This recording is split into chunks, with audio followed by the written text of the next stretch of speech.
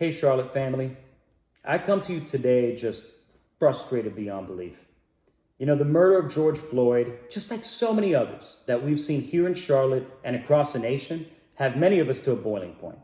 Now, as if that wasn't enough, this past Tuesday, the Charlotte-Mecklenburg Police Department used military-style tactics and unleashed chemical agents on peaceful protesters. And I want to highlight the term peaceful protesters. And if you haven't seen the video by Queen City Nerve, I highly urge you to go look for it. Queen City Nerve has it up on their page. They were there present. These protesters were extremely peaceful. And the CMPD deployed chemical agents. This was on 4th Street in Uptown Charlotte. They deployed chemical agents on one side of the street. And then they deployed chemical agents on the other side of the street, and leaving these protesters trapped on that street with absolutely no way out, which ultimately they had to fend for themselves, and the only way out was to break them through some parking garage. But it was extremely disturbing. So come Wednesday, I'd had enough, and I wrote an open letter to Mayor Vilaus, our Charlotte City Council, and our city manager's office. And the letter went on to describe and talk a little bit more about the struggles of communities of color here in Charlotte, specifically when it comes to police brutality and excessive use of force. So it called for police reform, and it condemned the attacks on the peaceful protesters. It also included actionable items. Now, these are not actionable items that I came up with on my own. These are actionable items that our community has demanded for decades to no avail and absolutely fallen on deaf ears. Some of them being, how do we transform our approach to community safety and policing?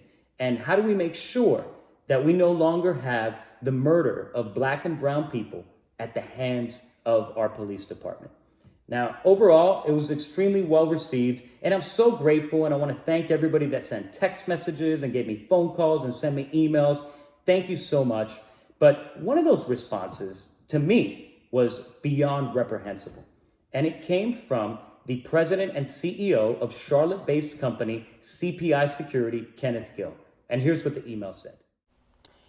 This is a screenshot of the email that I received from the president and CEO of CPI Security, Kenneth Gill, after my open letter to the mayor of Charlotte and the city council regarding police reform and social justice for people of color in Charlotte. And it reads, George, please spend your time in a more productive way. I challenge your statistics. A better use of time would be to focus on the black-on-black crime and senseless killing of our young men by other young men. Have a great day. Ken Gill. Mr. Kenneth Gill, first and foremost, my name is not George. My name is Jorge. And as much as you'd like for me to assimilate, I simply will not. But what's most disturbing is that rather than acknowledging the harm caused by police brutality, social injustice, and the death of Black and brown men and women everywhere in this country at the hands of police, you chose to deflect. You chose to deflect and ignore the original sin of this country, which is the oppression of people of color. You chose to tell people like me, fighting for social justice, to go focus on black crimes instead. You chose to ignore your white privilege and that men and women of color are being targeted and murdered at staggering rates across the nation at the hands of police. And yet you deny this data and you deny these statistics. You know, these tactics, these deflecting tactics are consistently used by white supremacists, and you chose to use them. And you chose to turn a blind eye to the oppression of Black and brown communities here in Charlotte and across America. Mr. Kenneth Gill, you should be ashamed of yourself.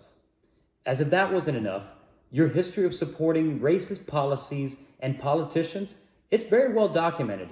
And don't think for a minute that it goes unnoticed. I thought a lot about this yesterday before going public.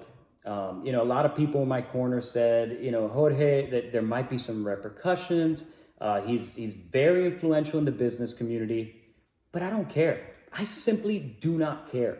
The world needs to know who you are, Kenneth Gill. They need to know that people like you are the oppressor.